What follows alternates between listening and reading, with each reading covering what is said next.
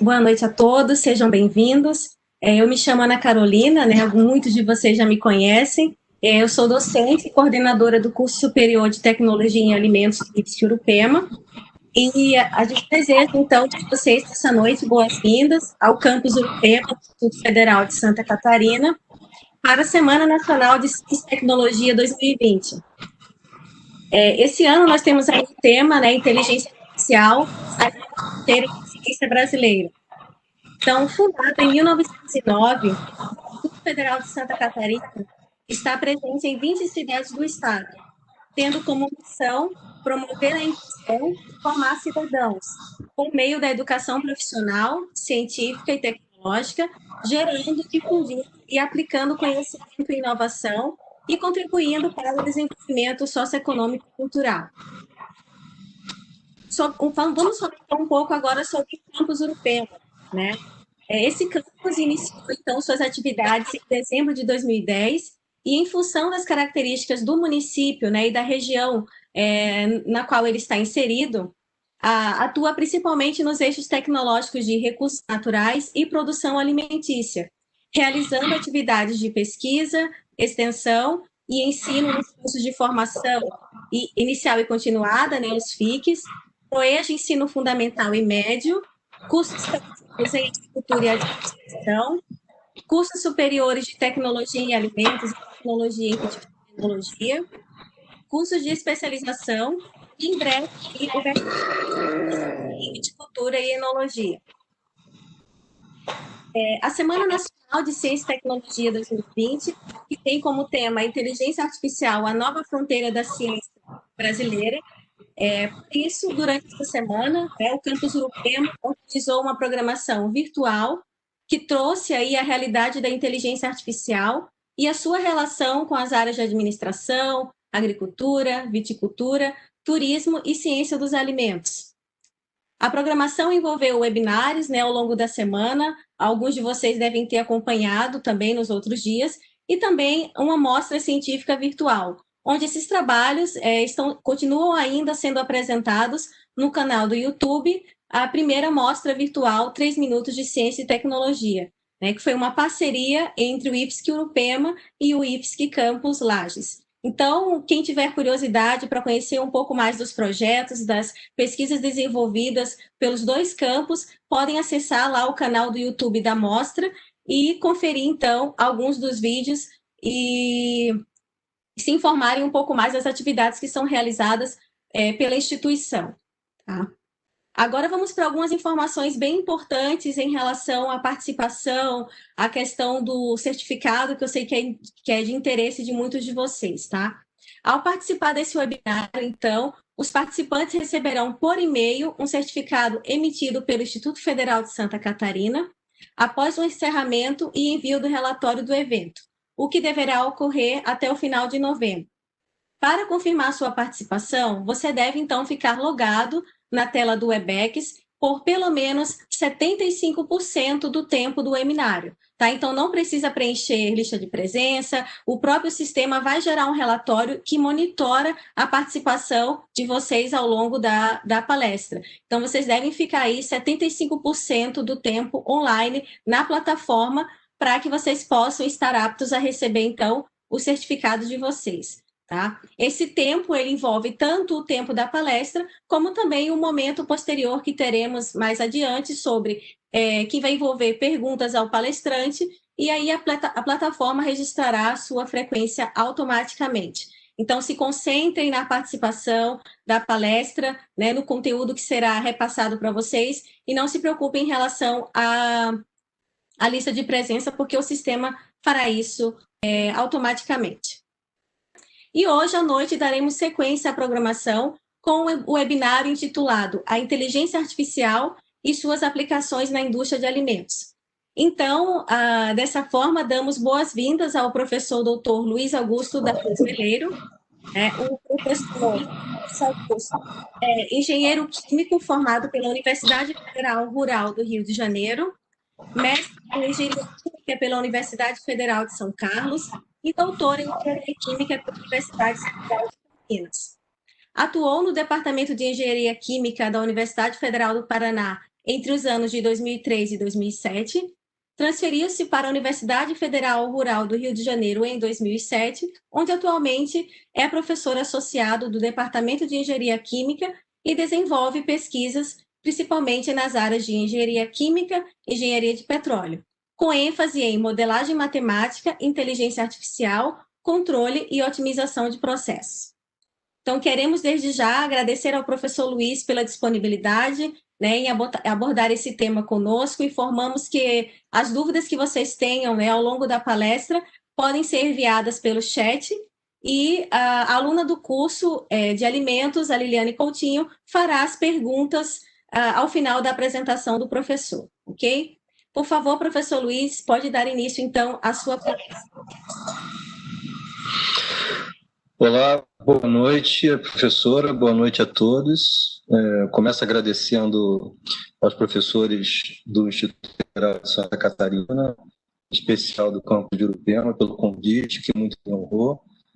E nos próximos minutos eu vou apresentar para vocês uma palestra destacando alguns tópicos de inteligência artificial, com ênfase aí na indústria de alimentos. Então, sem mais delongas, vou compartilhar a apresentação.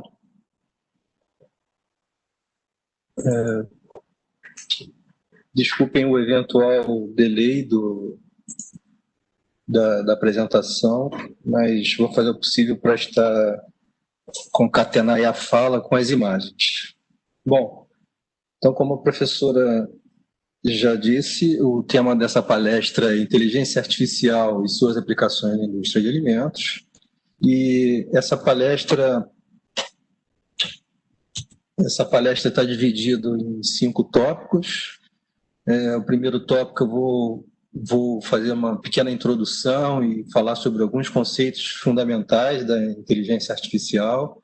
Depois vou fazer um breve histórico da evolução da inteligência artificial, falar sobre algumas das principais técnicas da inteligência artificial, que são muitas, e trazer aqui, compartilhar com vocês alguns exemplos de aplicação dessas técnicas, ou de algumas delas, na indústria de alimentos. Depois finalizo com as conclusões. Bom, sobre a introdução, me pareceu interessante começar com a definição do que é inteligência, mas a inteligência natural, né? Porque, afinal de contas, a inteligência artificial é um desejo muito antigo do homem de replicar a nossa capacidade intelectual, né? Mas, e para isso é importante que se entenda bem o que é inteligência natural.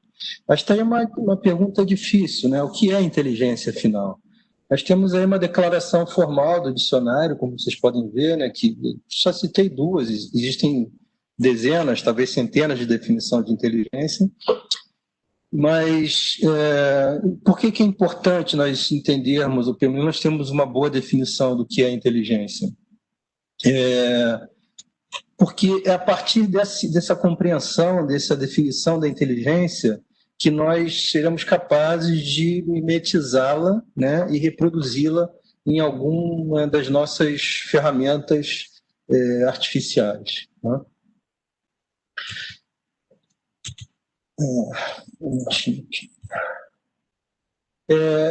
Um dos problemas, talvez o principal, é que é a nossa ambição, né? Nós estamos tentando replicar um sistema, que é o cérebro humano, que é extremamente complexo. Segundo alguns, está entre os sistemas mais complexos conhecidos no universo. Nós temos aí aproximadamente 100 bilhões de neurônios e, em média, isso nos dá 100 trilhões de conexões, né, que são as sinapses entre os neurônios, e modelar, fazer um modelo de algo que se aproxime a essa capacidade é um desafio, sem dúvida, enorme, tá? Mas, assim como não há uma definição precisa de consenso sobre o que é inteligência natural, também não há essa mesma definição para a inteligência artificial. De novo, nós vamos ter que ficar com algumas definições que têm aí algum consenso em torno delas, né? Mas para quem estudou, para quem pretende estudar, se aperfeiçoar a inteligência artificial, é bom se acostumando com posições antagônicas, muitas polêmicas envolvidas, desde sua definição até a sua aplicação e sua necessidade. Então, eu diria que uma definição razoavelmente aceita é essa que está aí. Inteligência artificial é uma forma de inteligência que não é produzida naturalmente, por nada biológico, né? Mas pelos seres humanos. Nós produzimos esse tipo de inteligência. E que nós pretendemos dar às máquinas e aos softwares uma capacidade de exibir comportamento inteligente semelhante a nós.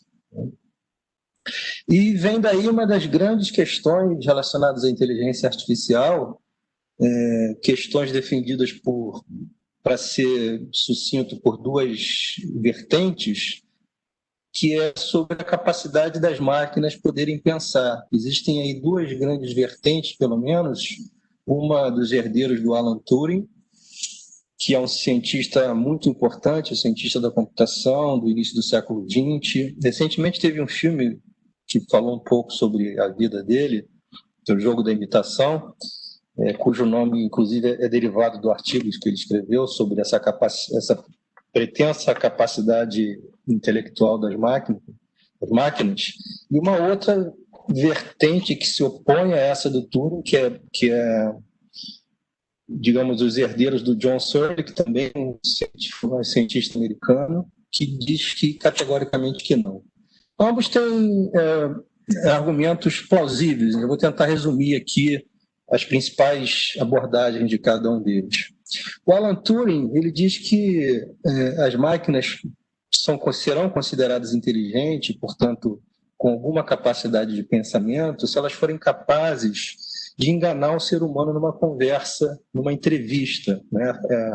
O famoso teste de Turing, que é representado aí por essa figura, onde um humano conversa com um robô, né? Esse robô, obviamente, pode ser um computador, uma máquina, e que se essa inteligência artificial puder responder toda e qualquer pergunta que o humano faça sem que ele perceba que está conversando com uma máquina, essa máquina pode ser tida como inteligente, né? E há alguns avanços nesse campo aí ao longo dos anos. Já há inteligências artificiais que obtiveram um excelente resultado no teste de Turing.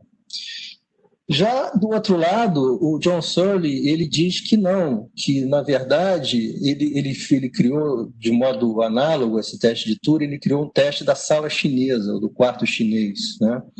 E a analogia que ele faz é a seguinte: imagina que você não saiba nada de chinês e você se tranque num quarto, mas com dicionários, com verbetes, normas gramaticais e tudo que lhe permita interpretar mensagens que você recebe em chinês. Então, se você recebe por um compartimento alguma coisa em chinês e você decodifica e devolve isso traduzido, para quem está de fora pode pensar que essa máquina, essa caixa ou algo que está ali dentro é uma pessoa inteligente que sabe chinês. Mas, na verdade, quem fez essa tradução não necessariamente sabe chinês, pode saber nada, inclusive. Ele simplesmente pegou regras, manuais, decodificou e devolveu alguma coisa que ele tão pouco conhece a resposta, né? Ou seja, ele quis dizer que o fato do computador responder certas perguntas não o torna inteligente. Há inúmeros debates acerca disso, muito interessante, e quem se interessar pela área certamente vai poder encontrar esse tipo de informação em uma busca pela internet mesmo, né?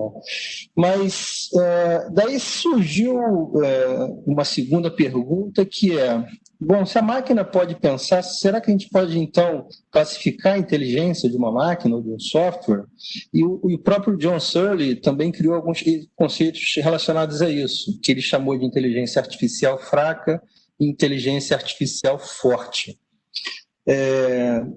A distinção básica entre elas é a seguinte: a inteligência artificial fraca ou superficial, né, ela já é uma realidade. Todos nós certamente já nos deparamos com inteligência artificial em nossos smartphones, em ligações telefônicas, em vários eletroeletrônicos que têm dessas inteligências artificiais embutidas nelas, né?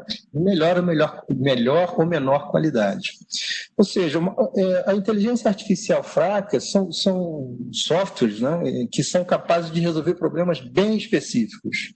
Eu listei aqui alguns, por exemplo, jogos já é uma questão resolvida pela inteligência artificial.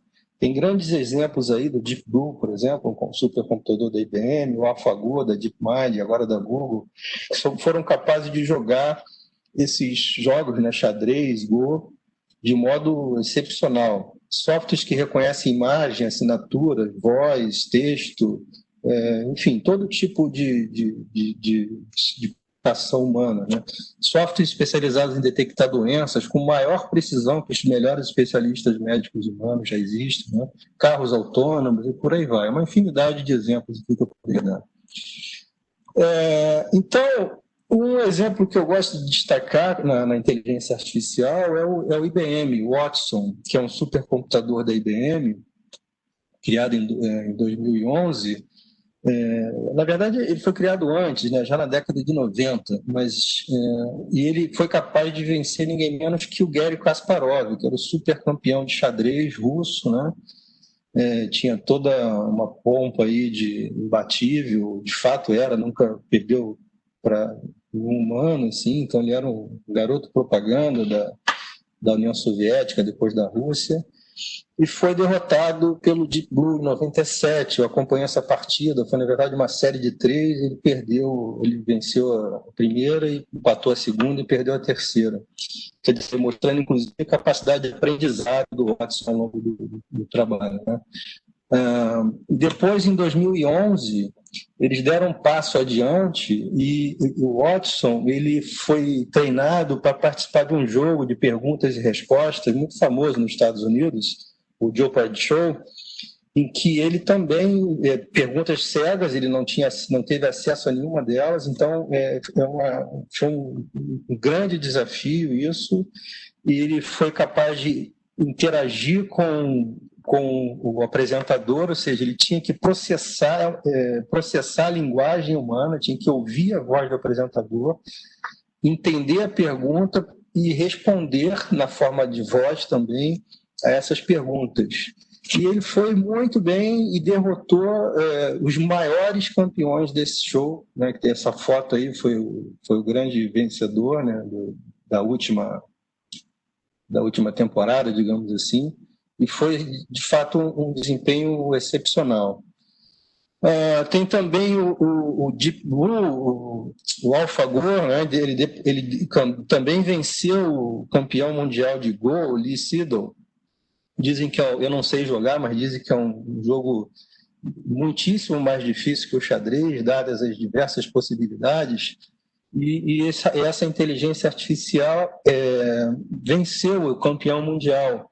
E o interessante é que ninguém programou para as regras, ele aprendeu sozinho, vendo filmes de jogadas, ele criou uma lógica e conseguiu vencer o campeão mundial de Go, né, provando a capacidade de aprendizado das máquinas, né? Inclusive, o Lee Sedol, depois, em depoimento, disse que o computador foi capaz de fazer jogadas que ele nem tinha pensado serem possíveis, né? O que nos mostra, ou pelo menos nos desperta para uma pergunta se, de fato, algo que pensa diferente de nós pode ou não ser classificado como inteligente. O fato de não pensar como nós, acho que não desmerece algum tipo de inteligência que exista nessa máquina, né? E depois, em 2018, o pessoal da IBM deu um outro salto, um outro desafio, que é o projeto que eles chamaram de Debatedor, onde o Watson foi treinado para debater com os seres humanos especialistas. Essa foto, ele estava debatendo com uma especialista em leis, e ele tinha que defender uma posição e ela defendendo outra. Eles tinham tempos para fazer as alegações e procurar respostas compatíveis e convencer um júri cego, ninguém sabia se era o humano ou o Watson que estava respondendo, e ele se saiu muito bem, né, nesse programa. Então, essa questão de inteligência artificial fraca já está resolvido, já está entre nós e está crescendo, né? Por outro lado, a inteligência artificial, por enquanto, ainda é uma ficção, porque ela trata da inteligência generalista, tal qual a nossa, né? Nós não somos só bons em jogar xadrez, por exemplo, nós fazemos todas as atividades que os seres humanos fazem, né? De todo tipo de características físicas, mentais, intelectuais e sobre quaisquer assuntos, né? Então, isso ainda é aí um tema para ficção, né? Aqueles androides lá de Star Wars ainda, ou mesmo o HAL de 2001, Odisseia no Espaço, pessoal mais antigo, aí talvez os professores já tenham assistido esse filme, é um clássico da ficção científica, ele é de 61, é um filme que eu recomendo aí para os meus alunos. É um filme que é muito impactante, muito interessante, sobretudo sobre quando ele foi criado, né, na década de 60 ainda. Enfim, isso ainda é ficção, né? Nós não temos alguma inteligência que nos supere em todos os campos. Eles são, sim, essas inteligências são boas para assuntos específicos, mas eles não são generalistas ainda, né? Não sabemos se isso é para sempre. De novo, as polêmicas, né? Alguns cientistas dizem que nós estamos falando de décadas para que isso se torne realidade, e outros dizem que isso nunca vai acontecer. Uma máquina nunca vai ser capaz de ter consciência, tal como nós temos, né? A consciência da nossa existência. Mas eu gosto de usar frases de um grande professor que eu tive, que nunca é tempo demais, né? E isso também gera questões de ética, né? Tem a tão famosa singularidade tecnológica, que também já foi aí, extensamente explorada por Hollywood, por exemplo, com robôs que se rebelam, né? E tentam acabar com os seres humanos. É uma infinidade de filmes nessa linha. E tem, inclusive, cientistas de ponta, de destaque, que dizem que isso de fato pode acontecer. Alguns deles aí listados, né? Stephen Hawking, Steve Wozniak, cofundador da Apple, Elon Musk, que é quase o Tony Stark aí, da atualidade, né? O Noam Chomsky, um grande filósofo americano. Dizem que é preciso ter muito cuidado com inteligências artificiais controlando certos aspectos da atividade humana, sobretudo com armas, né? Já houve casos desagradáveis de acidentes envolvendo armas e inteligência artificial. Mas, claro, há sempre uma outra corrente que diz que não é muito por aí. Bom, um breve histórico agora da inteligência artificial, que é um grande salto aí para a humanidade, para plagiar o Neil Armstrong, mas nós tivemos algumas revoluções antes disso. Antes de nós chegarmos aqui, houve uma história. Eu havia comentado já no início, assim, brevemente, que a história diz que essa nossa fixação por inteligência artificial é quase que uma característica humana. Nós temos... A história nos diz que homens há milênios já vêm tentando desenvolver máquinas pensantes, né? Isso é encontrado nos textos dos gregos da Antiguidade Clássica, há algumas centenas ou mesmo milhares de anos antes de Cristo, né?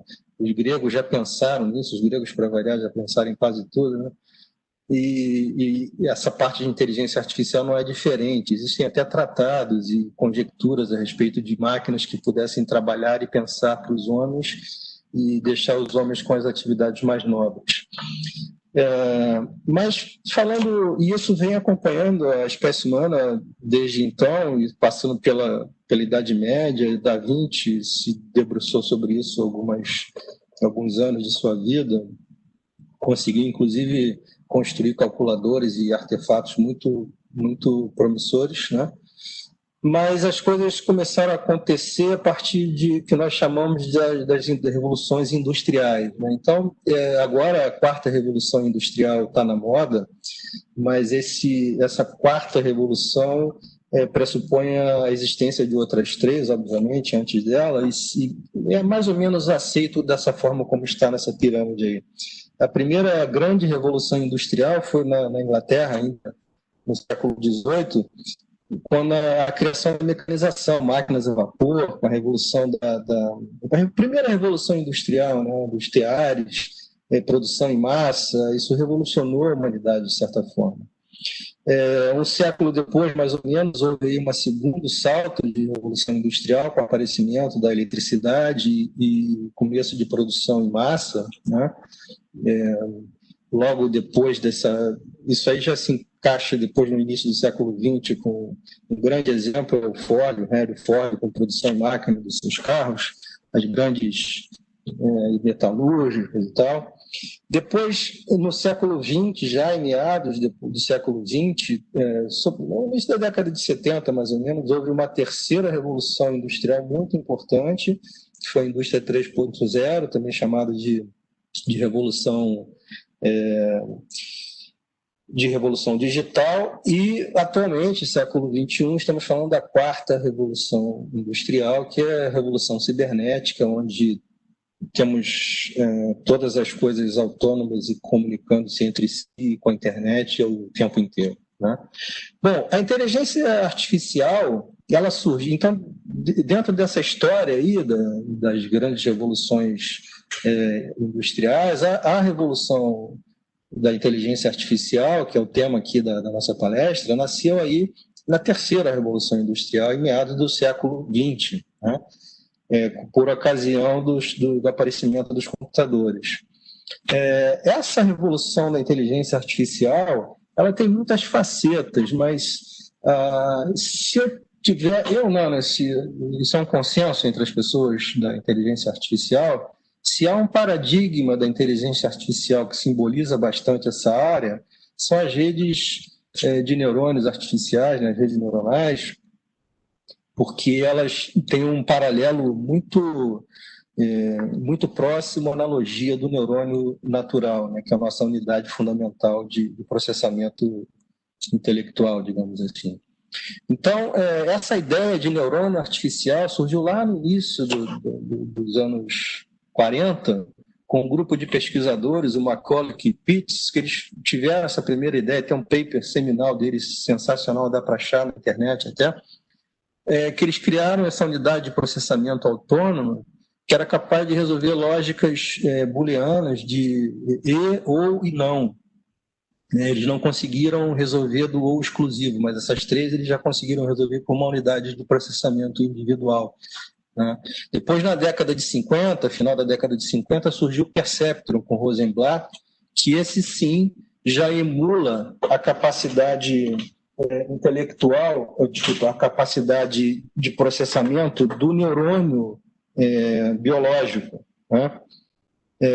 Esse neurônio artificial, representado aqui nessa figura, tem até o desenho lembra um pouco a célula neuronal, né? Então, isso foi um grande salto, foi a criação do Perceptron lá no final dos anos 50, e a partir daí, depois veio a Daline, mas é quase a mesma coisa, e as redes neuronais de fato começaram a se propagar, né, a se tornarem populares. E teve uma explosão aí no final dos anos 60, início dos anos 70, resolvendo o famoso problema do ou exclusivo, né, que são problemas não lineares, e as redes neuronais, que são uma extensão óbvia de associação de vários neurônios, né, e dando uma capacidade de processamento bastante destacada. Só que, a partir de um determinado tempo, no final dos anos 70, eles começaram a perceber que ela já tinha restrições. Então, aconteceu o que se conhece como o primeiro inverno das redes neuronais, tá? Elas meio que foram colocadas em xeque por conta da sua capacidade limitada de processamento. Até que nos anos 80, o Verbus e, sobretudo, o Rumelar e os colaboradores, eles conseguiram desenvolver um mecanismo de adaptação dos pesos das redes neuronais, de um ajuste automático, ou seja, um mecanismo que fizesse que esse modelo matemático aprendesse com os próprios erros. Então, isso foi um grande salto e a criação das redes neuronais como nós as conhecemos hoje, as redes neuronais rasas. Naquela época ainda não tinha essa denominação, mas como hoje a gente já fala em deep learning, né, em redes neuronais profundas, as primeiras redes neuronais são então denominadas como redes neuronais rasas. E elas tiveram um grande sucesso resolvendo problemas enormes de aproximação de funções, de regressão, de classificação, um enorme sucesso. Né? Essas redes podiam ser expandidas, os números de neurônio. Né? Existe um teorema que, inclusive, prova que uma rede neuronal com um número adequado de neurônios é capaz de resolver qualquer problema de regressão, de aproximação, de classificação. Mas, no final dos anos 90, esbarrou-se num segundo grande problema, que era a limitação de software e hardware que havia até então. Foi visto que as redes neuronais não poderiam resolver grandes problemas por limitação de poder computacional, basicamente, e de hardware também, e mesmo de alguns métodos numéricos adequados que ainda não havia. E nesse contexto, onde se chama de segundo governo das redes neuronais, né, onde esse paradigma foi colocado em xeque novamente, surgiram vários outros modelos de aprendizado de máquina, e um deles que de muito destaque são os SVM, ou máquina de vetores de suporte, né, Support Vector Machine, que resolveu muitos problemas em aberto ainda para as redes neuronais. Só que aqui no final dos anos 90, início dos anos 2000, um grupo já começou a pensar em expandir essas redes neuronais de forma substancial. As redes neuronais clássicas têm poucos neurônios, poucas camadas aqui relativamente, né? As redes neuronais profundas podem ter dezenas, às vezes centenas de camadas de processamento. Isso nos dá centenas a milhares de neurônios individuais, nos aproximando um pouco da capacidade cognitiva de cérebro, né, pelo menos de pequenos animais. Então, no início dos anos 2000, com o grande desenvolvimento da parte de hardware, sobretudo o aparecimento da GPU, que são processadores altamente velozes, até aqui a gente tinha CPU apenas, isso começou a deixar de ser um problema, e aí as redes neuronais despontaram e estão agora em total liderança no que diz respeito à inteligência artificial. Só para mostrar aqui, ainda nos anos 40, o Alan Turing, né, que foi um dos criadores da inteligência artificial, ele criou esse filme que eu falei há pouco, o Jogo de Imitação, esse computador que ainda era analógico, né, era totalmente analógico, não tinha transistores e válvulas, né? Não tinha um chip aqui ainda, simplesmente porque não tinha sido inventado. E ainda assim ele foi capaz de resolver um problema enorme, que era a decodificação de uma máquina brilhante também, alemã, dos nazistas, né? Mas que já abriu caminho e fundou as bases aí da inteligência artificial, que por acaso teve a sua data de criação definida em 1956, na conferência de Dartmouth. Dartmouth é uma universidade no Nordeste dos Estados Unidos, onde John McCarthy, esse primeiro dessa foto aqui, reuniu alguns colegas que tinham interesse nessa área, 10 ao todo, para ser preciso. Eles passaram o verão de 1956, durante suas férias, nessa universidade, pensando e discutindo sobre o futuro da inteligência artificial. A própria palavra inteligência artificial foi cunhada pelo John McCarthy nessa conferência. Então, isso resume bastante a história, né, da inteligência artificial, muito rapidamente, né? A história é muito bonita, mas não cabe numa palestra desse formato. Bom, então, dadas as bases para a quarta revolução industrial, ela se impôs, né? É um fato, isso não tem volta. E do que trata exatamente a quarta revolução industrial? Essa revolução, ela obviamente é fruto das três anteriores, né? Ela fortemente baseada na revolução digital, só que agora nós temos um impacto é que tudo está conectado com todas as coisas, né? A famosa internet das coisas, né? Isso é um reflexo dessa quarta revolução industrial. Esse termo internet das coisas é interessante. Há algum tempo atrás, quando a inteligência artificial surgiu, eram só pessoas que acessavam a internet, né? Hoje, todos os equipamentos aí minimamente inteligentes acessam a internet, por isso que tem muito mais coisas acessando a internet do que pessoas que habitam o mundo, né? Então é isso, a quarta evolução industrial é fruto dessas três anteriores, expandida exponencialmente pela inteligência artificial e as conexões de internet. Há muitas técnicas de inteligência artificial, muitas mesmo. Eu peguei essa figura aqui emprestada só para mostrar alguns campos que são de destaque aí. Nós temos a machine learning, que é o aprendizado de máquina, computação cognitiva, sistema de especialistas, visão computacional, robótica, reconhecimento de fala, redes neuronais e processamento de linguagem natural. Esses são, talvez, campos de maior destaque, embora sistemas de especialistas já estejam meio que deixados um pouco de lado, né? Mas a inteligência artificial se caracteriza por grandes áreas com diferentes características, mas todas mais ou menos interconectadas entre si, né? Um exemplo para falar das redes neuronais, como eu falei há pouco, que é talvez o paradigma que mais represente a inteligência artificial, o estado da arte da inteligência artificial, ele pode ser resumido nessa figura que está aqui, né? A inteligência artificial é a grande área.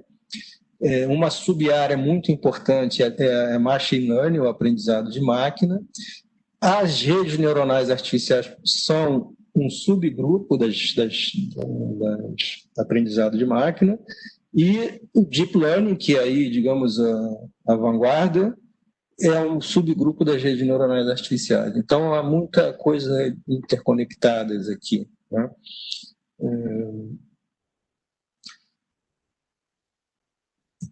Tentando explicar um pouquinho, uma vez que redes neuronais não é exatamente um assunto que se aprenda usualmente nos cursos de graduação, né? Pelo menos até onde eu saiba, e imaginando que a maior audiência sejam os alunos, né? Eu vou falar aqui rapidamente da ideia das redes neuronais artificiais. Como eu falei há pouco, as redes artificiais são baseadas no neurônio biológico, né, que está aqui representado, essa célula neurológica com seus dendritos, o axônio, as terminações do axônio, e o modelo matemático do neurônio, ele lembra bastante, inclusive, né, o neurônio biológico, né, onde os dendritos aqui são representados pelas entradas, né? Cada entrada tem um peso associado a ela, quanto mais importante for essa entrada, maior será esse peso.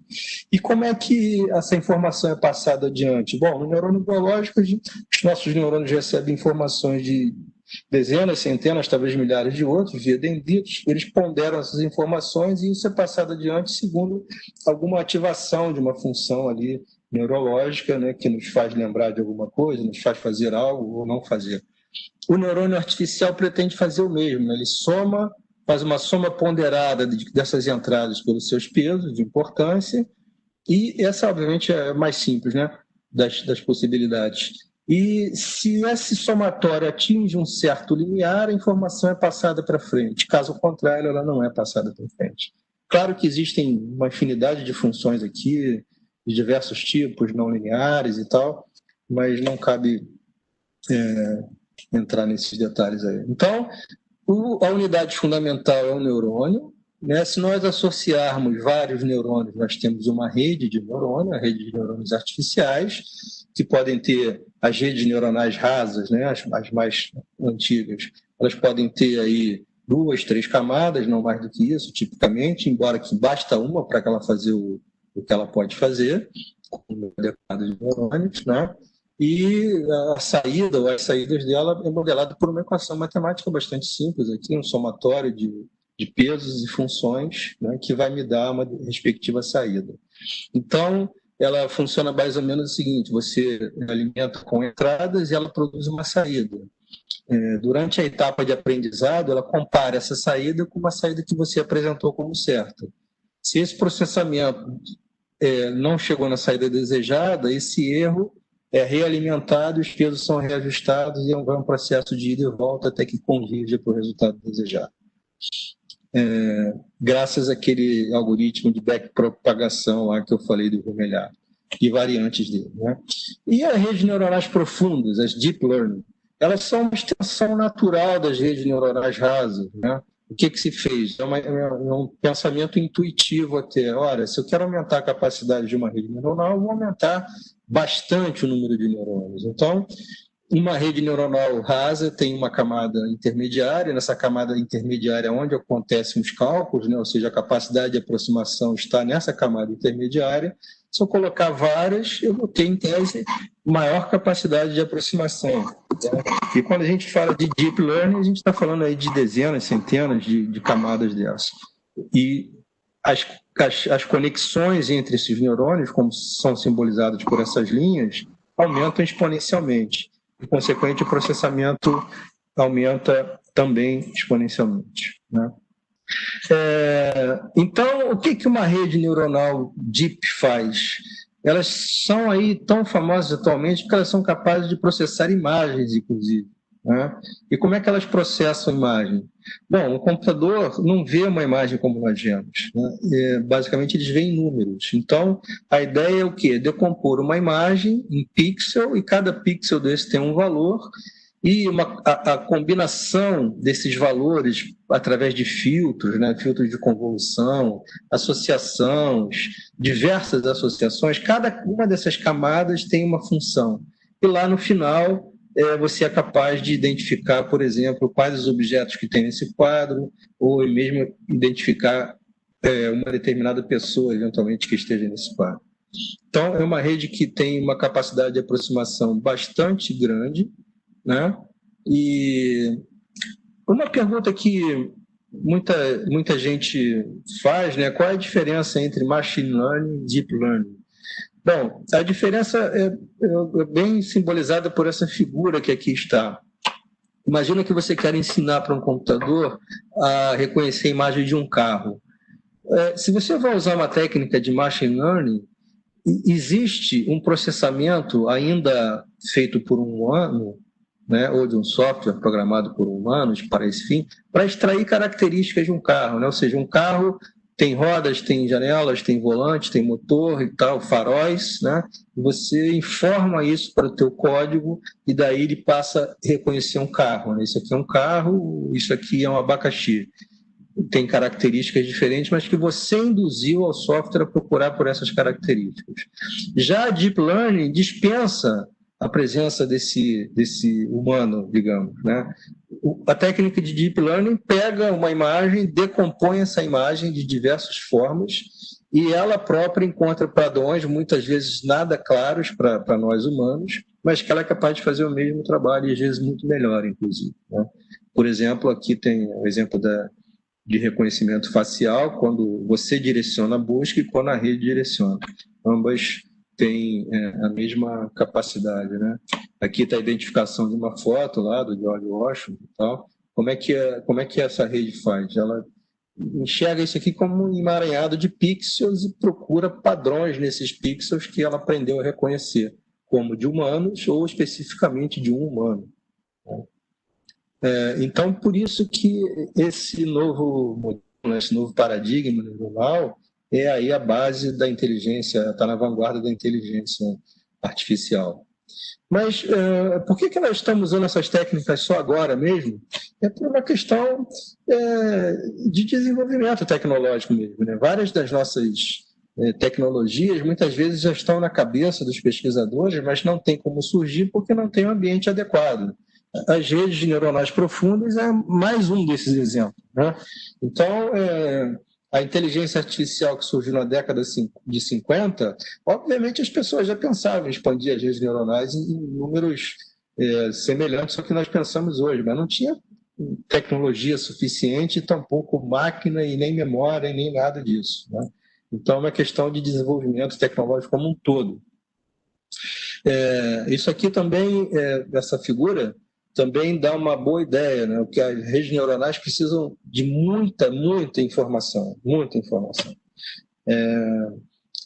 que só foi disponível em quantidades adequadas recentemente, agora no século XXI, né? Com a internet aí das coisas, milhões de vídeos e de imagens disponíveis na internet que qualquer pessoa possa acessar, né? Outra coisa que foi essencial foi o desenvolvimento de hardware, né? Tem aqui a lei de Moore, que é uma lei que diz isso muito claramente, é quase uma linearidade, né? A capacidade dobra a cada 2 anos aproximadamente, o custo se reduz basicamente também. Então, quem começou a usar computadores aí na década de 90, como foi o meu caso, por exemplo, sabia que os computadores eram carésimos, os computadores pessoais. Hoje em dia já é acessível para a maior parte das pessoas. E tem um custo aqui, olha, de gigabyte. 1 gigabyte em 1995 custava $1.000. Hoje custa 2 centavos de dólares, o mesmo gigabyte. Né? Então é uma diferença absurda isso. E, claro, né, algoritmos mais adequados, propiciados por hardware mais poderosos, associados a quantidades adequadas de dados. Então, todas essas condições concorreram para o desenvolvimento das redes Deep Learning. Né? Essa figura também é bastante ilustrativa e ela pretende ilustrar por que as Deep Learning se saem tão melhor, né, com dados do que as demais técnicas. Bom, essa linha azul que está aqui, horizontal, somos nós. Né? A nossa capacidade de predizer as coisas ou de desenvolver modelos independe da quantidade de dados. Né? Nós somos capazes de desenvolver modelos matemáticos independente de dados. Né? Está aí a modelagem fenomenológica que nós aprendemos nos cursos aí de graduação, que são baseadas nas leis de conservação, basicamente. Né? Independe de dados. Nós somos capazes de deduzir modelos independentes de dados. Obviamente que para nós validarmos os nossos modelos, nós precisamos de dados, mas nem tanto, né? Bom, as técnicas de machine learning, que foram as primeiras a se desenvolver, elas tiveram um crescimento bastante acentuado. Aqui está desempenho da técnica no eixo Y e quantidade de dados no eixo X. Então, vocês percebam que o desempenho das técnicas de machine learning vai crescendo de uma forma aproximadamente logarítmica aqui, né? Até que chega um ponto que ela meio que satura aqui, ela meio que estabiliza. Independente se eu continuar aumentando dados, ela chega no máximo aí de desempenho. Essa linha laranja aqui, que é uma reta, está um pouco exagerado, não é exatamente uma reta, mas a gente vê que ela basicamente, as redes profundas, o desempenho dessas técnicas aumenta de acordo quase linearmente com a quantidade de dados que você dispõe. Né? Então, por isso que elas são usadas e cada vez mais usadas nas técnicas de inteligência artificial. Bom, antes das conclusões, de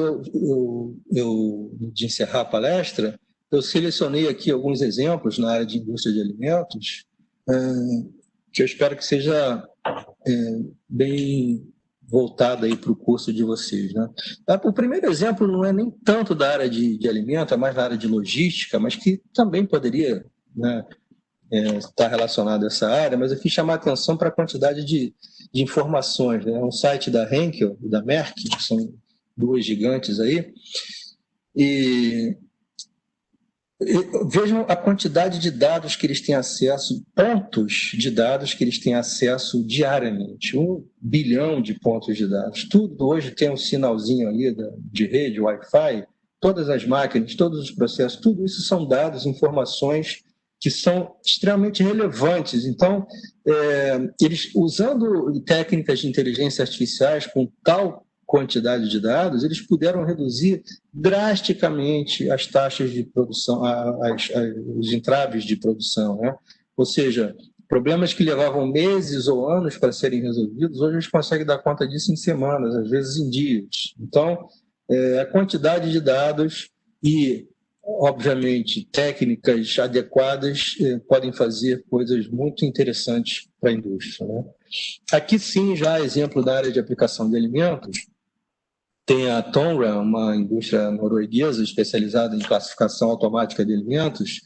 É bem interessante se vocês olharem o site deles, mas eu selecionei uma aqui que tem um nome bem sugestivo, né, o Genius, que é uma máquina ali que é usada para classificar alimentos usando Deep Learning e visão computacional. Ou seja, tem uma câmera filmando alimentos que são passados por essa esteira aqui, e meu algoritmo de Deep Learning ele sabe avaliar por meio da imagem se o alimento está bom ou não, e ele é capaz de classificar automaticamente esse alimento. Então, aquela esteira está meio representada aqui. Eu tenho um conjunto de câmeras filmando os alimentos e essa técnica de inteligência artificial, analisando essa imagem, ele consegue detectar se ele tem um grão partido ou um grão inteiro, a qualidade do amadurecimento, se tem cabos no meio, se tem produtos estranhos, e quando isso acontece, ele aciona aqui um sopro de ar comprimido, que quando passa de uma esteira para coletagem, ele consegue eliminar corpos estranhos e também fazer uma pré-classificação da mesma forma, usando ar comprimido, simplesmente analisando a imagem, isso em tempo real, né? É uma coisa impressionante a velocidade. Tem filmes muito interessantes sobre o funcionamento dessa máquina e de outros também, né? Tem uma técnica bastante interessante também sobre a conformidade na segurança de alimentos, né? Isso, para vocês, são um ponto crucial, né? Eu sei porque a minha esposa é engenheira de alimentos também, professora aqui da universidade, e essa questão de segurança dos alimentos é um ponto nevrálgico aí para o pessoal de alimentos, né?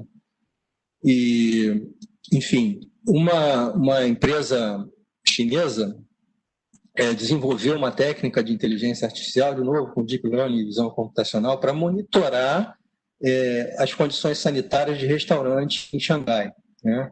Então, meio Big Brother mesmo, né? O que esse software faz? Tem lá câmeras em tempo real na cozinha do restaurante, e essa câmera monitora as pessoas, né, 24 horas por dia, e ela identifica pessoas que estão não conformes com o ambiente de trabalho. Então, aqui tem um quadradinho vermelho aqui, mostrando que esse cidadão aqui não está usando máscara, né? Que esse outro aqui está com o boné mal encaixado, que essa aqui provavelmente também tem boné, tem touca, mas está sem máscara, né?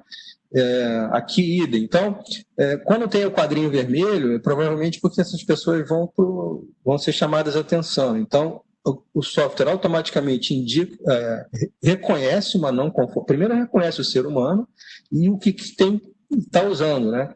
E quando eles estão não conformes, isso é gerado um relatório com dia, hora, foto e tudo mais, né? Então, é incontestável ali. Com isso, a qualidade, a conformidade melhorou bastante em alguns restaurantes, né? Obviamente, há quem diga que isso é uma invasão de privacidade, mas, de novo, né, polêmicas e mais polêmicas. Muito bem. Um outro exemplo aí na área de vocês, de alimentos, a Cleaning Pace, né, limpeza em linha, isso é bem a área de vocês aí. Foi uma universidade de Nottingham, no Reino Unido, junto com a Martech, desenvolveram um software de inteligência artificial para fazer um sistema ótimo de cleaning pace, né? Ou seja, eles perceberam que eles usam água demais, né, para a fabricação de alimentos, e que essa limpeza CIP, ela, apesar de ser muito boa, ela gasta material e água demais para justamente garantir a limpeza. Então, eles perceberam que poderiam otimizar isso, né? E esse software de inteligência artificial, ele economizou aí 100 milhões de libras por ano, né? O que não é pouca coisa.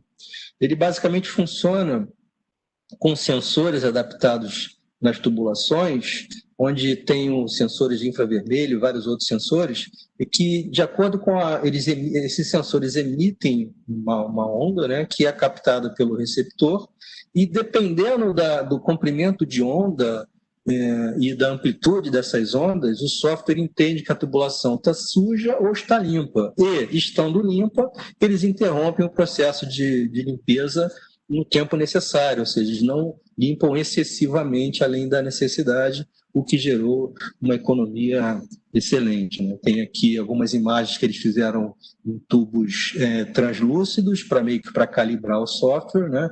Aqui ele consegue identificar manchas grandes, a mancha vai reduzindo, reduzindo. Quando chega nesse ponto aqui, o software entende que está limpo e para a limpeza. Então, economiza tempos aí bastante significativos de horas de processamento.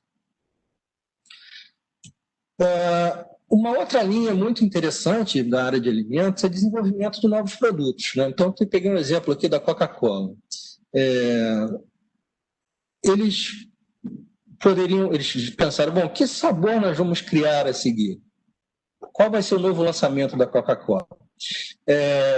As respostas, eles resolveram apostar na inteligência artificial. Então, resolveram pegar informações dos próprios consumidores, né? O que eles faziam antes, quando queriam lançar novos produtos? Eles faziam pesquisa de opinião, maior parte das vezes, né? E campanhas agressivas de marketing. Muitas vezes nos impunham sabores, né? Sem mesmo saber se era aquilo que nós queríamos. Só que agora eles resolveram ter o cliente como parceiro. Então, para isso, eles desenvolveram máquinas chamadas inteligentes, entre aspas, né, em que eles disponibilizam uma série de ingredientes, dos mais variáveis possíveis, e deixam que os clientes façam as combinações que eles bem entendam. Né? Você pode fazer isso nas máquinas mesmo, locais, ou por software e tal. E isso em centenas de milhares de pontos de coleta ao longo do país. Depois, obviamente, eles analisam todos esses dados e verificam quais os sabores preferidos, quais as principais combinações, as combinações que mais agradam a maioria das pessoas, e, baseado nessa campanha de opinião, né, enorme, eles têm uma chance de acertar muito mais o gosto, pelo menos da maioria das pessoas, né? E essa Cherry Sprite aí é um lançamento, o primeiro lançamento da Coca-Cola baseado nessa técnica de consulta direta ao consumidor, né? Uma coisa auxiliar foi feito pela Kellogg's também, para a granola, o Bare Naked Custom, que a ideia é a mesma. Eles disponibilizaram uma série de ingredientes que os clientes poderiam combinar para fazer granolas do jeito que eles bem entendessem, com apoio de uma inteligência artificial da IBM, o Watson, né? O Chef Watson, é mais um produto da IBM associado ao Watson. Inclusive, é bem interessante, quem tiver interesse pela área, procure na internet Watson, vocês vão ver que há muitas inteligências artificiais feitas pela IBM sob medida. Bom, esse chefe tem milhares de receitas armazenadas com todas as combinações agradáveis e não agradáveis já previamente testadas, e ele sugere, dada a sua escolha, se aquilo tem uma tendência de ficar boa ou não determinadas misturas, né? É sempre uma sugestão, mas de qualquer maneira a Kellogg faz a mesma coisa. Ela lança novas misturas de granola baseada na pesquisa direta dos seus consumidores por meio dessa inteligência artificial e também que acessa milhares de dados, né, ao longo não só de um país, mas de vários países, né? Bom, uma aplicação muito interessante também na indústria de alimentos com visão computacional em diversas etapas, né? Desde a colheita até o controle de qualidade, detecção de embalagens alteradas, né, de qualidade de alimentos. Ou seja, você filma o seu alvo, né? Seja lá que você, por exemplo, ele está identificando que tem uma cenoura aqui que tem provavelmente uma contaminação aqui nessa área. Desculpem, eu não sei exatamente o nome disso, mas ele detecta automaticamente que provavelmente essa cenoura merece alguma atenção, talvez ou descartada ou separada de menor qualidade. Aqui, por exemplo, você pode controlar o tempo de assamento de um pão pela imagem, né? Você pode calibrar o quão tostado você quer o seu pão aqui, mais douradinho, menos douradinho. O próprio software reconhece esses padrões, né? Embalagens furadas, alimentos provavelmente com imagens que podem sugerir algum tipo de contaminação, e idem aqui para a classificação de alimentos. Então, isso já é uma realidade na indústria de alimentos, em várias delas. No pé da página sempre tem algum site aí para vocês olharem, né? Tem uma coisa mais interessante aqui, tem aplicativo de celular, que você tira foto de um lanche que você queira fazer, uma comida qualquer que seja, e esse aplicativo ele reconhece pela foto que tipo de alimento é, ou muito provavelmente o tipo de alimento, e te dá indicações se aquilo é saudável, se quantas calorias, se você deveria ou não comer, né? Tem gente que tem no próprio celular também dados da saúde, né? Isso já é possível hoje em dia com os smartphones e com os smartwatches também. Você tem dados da sua saúde, você cruza com o alimento que você quer comer e ele te sugere ou não seguir em frente, né? É bem interessante também. Na agricultura, a professora agora há pouco falava de processamento de dados na abertura, né? Então tem aqui um exemplo bem da área. Você tem fotos aéreas ou mesmo de satélite de determinadas regiões de plantio e por meio da imagem dessa foto, o software de inteligência artificial consegue detectar diversos tipos de problemas, né? Muitas vezes imperceptíveis para os nossos olhos, pelo menos para os meus, né? Olhando daqui eu vejo nada além de um monte de cinza, e ele consegue detectar que nesse pontinho aqui, que está uma ampliação, ele detectou uma área ou um conjunto de árvores, uma árvore ou um conjunto de árvores que está infestada por algum tipo de praga ou, enfim, algo que ele deva reconhecer, né? Então, tem aplicações já extremamente precisas para uso direto em suporte na agricultura de larga escala, que te direciona para áreas que demandam atenção, para você usar pesticidas com mais parcimônia ou em áreas específicas, em vez de gastar tempo, dinheiro e poluir o ambiente usando defensivos em excesso, né? Aqui é basicamente a mesma coisa, só que na área de plantio você avalia fotos e ele te dá um mapa de cores, indicando as melhores regiões para plantar determinados tipos de cultura, né? Aí vai, dependendo do nível do solo, da qualidade do solo, ele gera um padrão de cores que te direciona para esse tipo de plantio mais adequado. Bem, eu concluo por aqui. Eu fiz uma apresentação um pouco mais breve, né? Um assunto muito, muito interessante, que eu tenho que me controlar para não falar demasiadamente sobre ele, mas eu quero concluir baseado muito em pesquisas e também em conversas com alunos e com pessoas, com conhecidos sobre a inteligência artificial, né? Então, muita gente me pergunta se isso é só um modismo, se é... A resposta é não. A inteligência artificial é uma tecnologia, sim, mas que veio para ficar, e por um bom tempo, né? Porque eu diria que não há nada que eu saiba, até onde eu saiba, obviamente, que supere a inteligência artificial para algumas atividades, né, que já fazem parte do nosso dia a dia. Ela, obviamente, não é uma solução para tudo, nem para todos os problemas, mas é, sim, uma técnica muito poderosa que vai ser usada cada vez mais. Já estamos usando no nosso dia a dia, né, mesmo muitas vezes sem perceber, mas que eu sugiro para vocês, que eu imagino que a nossa audiência seja basicamente alunos, né, que ainda estão em formação, e mesmo jovens profissionais, eu recomendo fortemente que vocês estudem inteligência artificial, porque em maior ou menor grau isso pode fazer uma grande diferença nas suas carreiras, né? Mas muita gente me pergunta, mas a gente não aprende inteligência artificial na graduação? E, de fato, até onde eu saiba, menos as carreiras bem da área, né, de computação, ciência da computação, engenharia da computação, ainda não é uma realidade nos currículos, né? Mas é possível fazer cursos pela internet, sobretudo hoje em dia, e cada vez mais, né? Cursos bem acessíveis, tanto do ponto de vista financeiro quanto do ponto de vista de capacidade de assimilação, e que podem preparar vocês para entrar nesse mercado e para ter sucesso, né? Fazer frente a essa demanda que vai ser cada vez maior para os profissionais da área tecnológica, sobretudo nós engenheiros, né? Então, qual é a ideia? Como que eu devo me preparar? Então, botei uma resposta padrão aqui que eu sempre falo com meus alunos, né?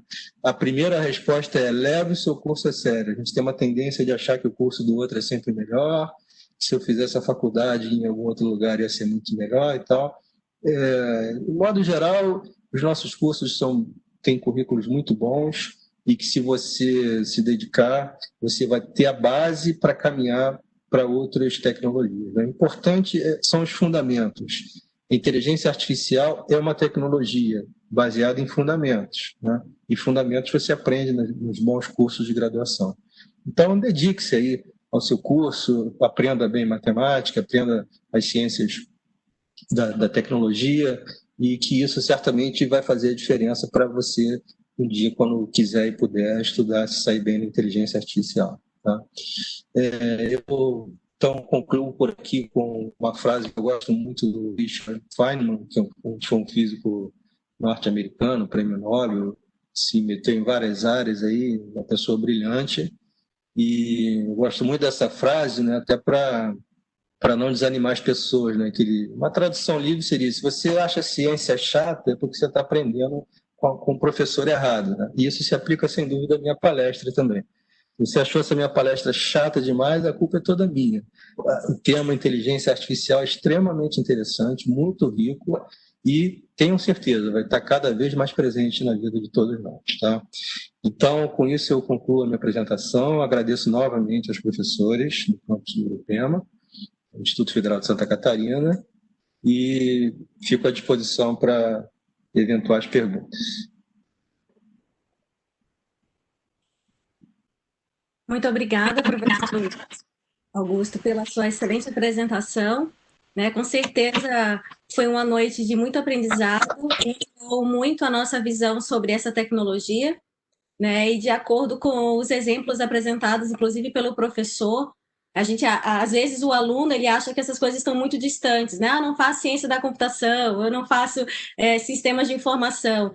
E, na verdade, a gente viu aí muitos exemplos, né, apresentados, que as indústrias de alimentos e de bebidas elas já estão utilizando a inteligência artificial, né, em diferentes atividades. Na classificação de produtos, para melhorar a higiene pessoal dos trabalhadores, né, questões de boas práticas, na gestão da cadeia de suprimentos também, que é outra aliada bem grande à inteligência artificial nesse processo, no serviço de atendimento ao cliente, que faz parte de toda a cadeia produtiva, né? E também, eu acho que o mais próximo de nós aqui é a questão da pesquisa e desenvolvimento de produtos. Então, assim, agradeço imensamente ao professor. E agora, então, convido a aluna Liliane Coutinho, que é aluna da 6ª fase do nosso curso, né, do curso superior de Tecnologia em Alimentos do IFSC Urupema, para proceder, então, com a rodada de perguntas realizadas no chat durante o webinar. Boa noite, professor. Temos uma pergunta aqui do Cleiton, que é: as potencialidades da inteligência artificial fraca para a prática de atividades repetitivas humanas já é uma realidade para todas as atividades humanas. Em quais ramos primários pode haver avanço ainda? Eu, sem dúvida alguma, posso responder com uma palavra: em todos os campos. O campo de aplicação para a inteligência artificial é vasto, é vasto. Eu posso afirmar que qualquer engenheiro de alimentos, ou qualquer profissional, mas sobretudo nós da engenharia, né, que trabalhamos com ciência aplicada, que se dedicar a essa área vai ser, primeiro, um diferencial no mercado, né? E depois, certamente vai encontrar diversas possibilidades de aplicação em toda a área do conhecimento, em todas as áreas da engenharia de alimentos, só para ser específico dessa área, né? A professora há pouco destacou aqui algumas das áreas, mas se vocês fizerem uma pesquisa aí na internet rapidamente, vocês vão ver centenas de aplicações. Eu tive que me conter aqui para pegar algumas, porque senão ficaria horas falando de aplicações aqui de inteligência artificial em alimentos, por exemplo. Bom, tem uma outra pergunta aqui, que é da Ana Carolina, que é: o professor considera que atualmente a inteligência artificial seria mais uma aliada na otimização dos processos na indústria de alimentos ainda dependente da atividade humana? A ficção falada no início da palestra seria referente a uma substituição total dos processos atuais pela inteligência artificial? Sim, é um pouco isso mesmo. Como eu ressaltei no início da apresentação, nós temos hoje a inteligência artificial fraca já é uma realidade. Nós temos softwares e mesmo máquinas, né, robôs, que já fazem diversas atividades humanas, algumas vezes melhor do que nós fazemos, né? Então, existe sempre, a cada revolução tecnológica, existe sempre o dilema de que o homem será deixado para trás, que seremos suplantados por máquinas. Isso, em alguma medida, tem a sua razão de ser, né? Sobretudo... Mas isso é um fato, né? O homem é um ser tecnológico, né? Desde que o Homo sapiens, outros hominídeos andaram pela Terra, a primeira coisa que nos destaca dos outros animais é a capacidade de construir instrumentos, né? Sejam lá os mais rudimentares, desde lanças, machados e casas, né, rudimentares, nós sempre fizemos isso para melhorar nossas capacidades e continuamos fazendo e continuaremos fazendo, né? Então, há profissões que existiam no século XX que não existem hoje mais, porque tem máquinas que fazem mais e melhor do que nós. E isso vai ser uma constante, né? Então, qual é o nosso desafio? O nosso desafio é estarmos preparados para pensar em outras coisas, em fazer outras coisas, em concorrer com... não é concorrer com as máquinas, mas estar à frente, sermos os desenvolvedores, né? É claro que alguns empregos haverão de desaparecer, por motivos que esses que eu acabei de dizer, mas sempre surgirão outros, né? A cada salto tecnológico, alguns empregos se extinguem e outros surgem. Isso é da história da humanidade, né? Então, é natural que a gente tenha algum receio, né, de nos tornarmos dispensáveis, né? Mas, como eu disse, os próprios gregos já pensavam nisso há alguns milênios antes de nós. E eu acho que o ideal é que nós poderíamos nos dedicar a atividades mais nobres, mais intelectuais, que nos dessem mais prazer mesmo, né? E deixassem, digamos, o trabalho sujo com as máquinas. É meio que por aí que eu penso que as coisas devem evoluir. Obrigada, professor. Então, mais uma pergunta da Carolina Panseri, que é, professor, considerando sua experiência, quais são as principais aplicações da inteligência artificial encontradas nas indústrias de alimentos do Brasil? Eu não sou exatamente um especialista na indústria de alimentos, né? Eu sou engenheiro químico e conheço, infelizmente, pouco da indústria de alimentos. Mas eu posso lhe dizer que as grandes indústrias, por exemplo, nós aqui na universidade somos vizinhos da Ambev, né? E o site deles tem muita inteligência artificial, né? Os maquinários de classificação de matéria-prima, de produto, desenvolvimento de produtos, enfim, né? É uma área que, infelizmente, eu não tenho exemplos concretos assim aqui, mas fazendo um paralelo com a engenharia química, que é a minha atividade, a minha área de aplicação, as possibilidades são praticamente infinitas. Você sempre pode melhorar um processo, desenvolver mais conhecimento sobre um determinado produto ou mesmo sobre um processo, à medida que você tem dados sobre ele, né? Então, à medida que a empresa tem equipamentos cada vez mais sofisticados, que gera dados, né? Uma coisa que deve ser destacada: o que eu tentei mostrar. A inteligência artificial de ponta, né, ela depende muito de dados, né? Então, as indústrias estão investindo cada vez mais em equipamentos, em sensores, justamente para ter mais dados sobre os seus processos e, com esses dados, desenvolver mais conhecimento, aprimorar técnicas, processos e produtos. Então, é por aí.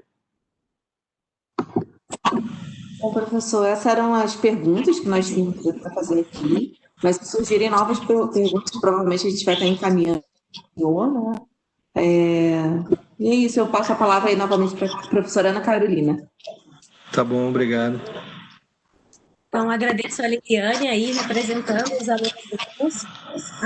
E quero agradecer, então, mais uma vez ao professor Luiz pela disponibilidade em ministrar a palestra, né, nessa sexta-feira aí à noite, e pelos esclarecimentos das dúvidas, né, uma oportunidade de discutir um tema tão atual e relevante para os profissionais da área de alimentos. Eu acho que isso impulsiona esses alunos a perceberem a importância de irem além das salas de aula, né, de pesquisarem, de criarem a questão da curiosidade, do senso crítico e de enxergarem que, enquanto a gente está estudando na sala de aula, existe todo um movimento da indústria nesses processos e a gente precisa estar monitorando, porque eles são logo mais, né, futuros profissionais e precisam estar informados, antenados no que anda acontecendo realmente no ambiente da indústria. Eu quero aproveitar também e agradecer a todos que prestigiaram essa palestra, né, nessa noite de sexta-feira, e a todos os envolvidos para a sua realização. E para encerrar o evento, então, eu convido o professor Pedro Rates Vieira, representando a comissão organizadora da Semana Nacional de Ciência e Tecnologia do Campus Urupema. Então, eu gostaria de fazer mais um agradecimento ao professor Luiz Augusto. Se ele estivesse presencialmente aqui, nós estaríamos presenteando ele com um vinho elaborado pelos nossos alunos do curso superior de Viticultura e Enologia e uns produtos alimentícios produzidos pelos nossos alunos do curso de Alimentos, né? Então, fica o convite de, quem sabe, uma outra vez, ele vir aqui ao Urupema para falar de novo, palestrar de novo para a gente vai poder fazer esse presente. Então, obrigado, Sem professor dúvida. Luiz Augusto. Eu que agradeço o carinho aí, o convite, que me deixou muito honrado. Sem dúvida, vamos ter a possibilidade de, quem sabe, um dia nos conhecermos pessoalmente, né? Eu tive a oportunidade de visitar o estado de vocês, fiquei encantado, é um estado muito bonito, muito incrível. Fui a várias cidades do interior, principalmente, mesmo o litoral, né? Tem um estado maravilhoso, eles estão de parabéns. Quem sabe um dia eu posso visitá-los aí. Certamente. Então, também eu gostaria de agradecer a todos que acompanharam este e os demais webinários dessa semana. Nós estamos encerrando hoje a nossa Semana Nacional de Ciência e Tecnologia do Campus Urupema. Ao longo da semana, a gente discutiu, através dos webinários, as aplicações e as implicações da inteligência artificial nas ciências de alimentos, nas ciências agrárias, na viticultura, na administração, no turismo, abrangendo as diversas áreas de atuação dos cursos do campus, né? Foi um grande desafio, né, perante essa situação de pandemia, em trabalho remoto, organizar esse evento. Foi uma novidade para todos nós. Eu gostaria de pedir também ao professor Éder, se ele quiser abrir sua câmera, né, fazer um agradecimento especial, que ele estudou bastante aí a nossa plataforma para o evento ocorrer da melhor maneira possível, né? Eu não sei se a professora Carolina Panseri está podendo abrir a câmera dela agora, mas ela também foi a idealizadora desse evento, da maneira que ocorreu, né? Com todos os campos propondo webinários, para a gente, através de uma única plataforma, constituir a nossa Semana Nacional. Depois, eu e Éder pegamos aqui para fazer essa organização da parte logística, mas a idealização é da professora Carolina, nossa chefe do Departamento de Ensino, Pesquisa e Extensão. Eu gostaria de agradecer a todos os colegas da equipe, a professora Janice, professora Adriana, professora Adrielen, a professora Caroline, o professor Jailson, né, a professora Ana Carolina, né, aos nossos alunos, né, a Veridiana, ao Jebson, a Ana Carolina, ao Edson, ao Tiago, a Betina, ao Messias, ao Alan, e a Liliane, que está representando os alunos hoje, obrigado. Né? Gostaria de agradecer a todos os palestrantes, né? ao Luiz Augusto, ao Rodrigo Alberti, ao Alexandre Biza, a Gisele Gadotti, ao Marcos Santos, né? E esse formato aqui, nesse nosso modo de trabalho remoto, essa nossa que é necessário nesse momento, né, para proteger vidas, para preservar vidas, né, à distância, mas cumprindo a missão, né, dos institutos federais e também das universidades federais, que o professor Luiz Augusto está representando aqui, né, que desde março, né, deste ano a gente está difundindo a ciência e a tecnologia por meio de educação através do trabalho remoto, né, e que é um grande desafio, muitas pessoas conciliando o trabalho doméstico, né, de estar em casa com o trabalho remoto em suas instituições, né, então estamos trabalhando, todos os professores,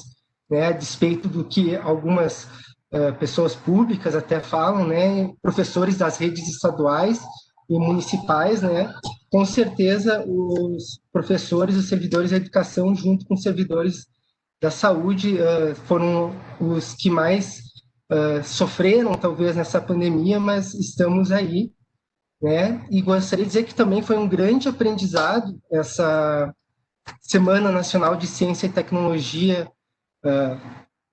online, que estamos fazendo de forma remota, né? E que certamente utilizaremos este formato de forma híbrida para anos futuros como um aprendizado, né, de poder estar, de repente, recebendo outras pessoas de outros locais de forma híbrida, com participação presencial e talvez à distância, né, fica este aprendizado, né, e agradecer novamente a todos, né, lembrando aos participantes para responder no nosso questionário ao sair da sala, né, vai ser muito importante esse retorno de vocês, né, para a gente melhorar para as próximas edições, 2 minutinhos, e a gente espera que todos que participaram ao longo da semana tenham feito bom proveito e construído aprendizados para a sua formação e capacitação profissional.